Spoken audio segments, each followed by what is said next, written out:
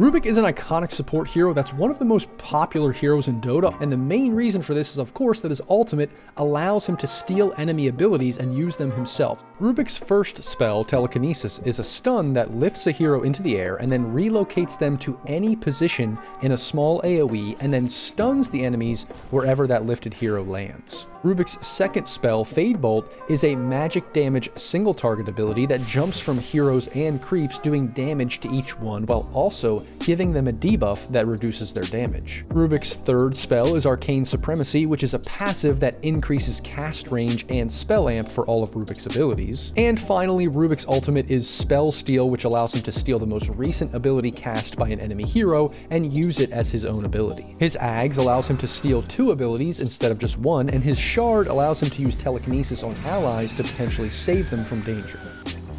Rubick's 2 facets are Frugal Flitch, which causes his stolen spells to have lower mana cost, or Arcane Accumulation, which causes his spells to have increased AoE. And lastly, his passive increases his attack damage and his magic resistance whenever his spell amplification increases. Combine all of these abilities together and Rubick becomes a dangerous spellcaster who has the potential to use enemy abilities to even greater effect than they themselves are capable of. Now, Rubick's laning stage is really all about using Fade Bolt to harass, secure last hits, and reduce the enemy's damage to win fights and last hit battles. After the lane, Rubick needs to try to get his ultimate as quickly as possible, and once he does, he becomes a completely different hero. Once you have your ultimate, you want to make sure you're ready and participating in every single fight and as many ganks or counter ganks as possible. Then, when fights aren't happening, you want to steal a wave clear spell from the enemy and push lanes whenever you can. And finally, late game fights are really all about positioning and making sure you prioritize the right spells to steal.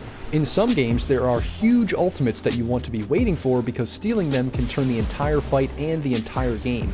Other games, you want to be constantly stealing new spells or stealing low cooldown spells so you can spam them in fights as much as possible. Positioning is so important on this hero. You don't want to be easy to find and kill, but you also don't want to be so scared that you aren't in range to steal the important spells. And that, everyone, is my Rubick guide. If you liked the video or found it helpful, don't forget to like, comment, and subscribe. But just remember,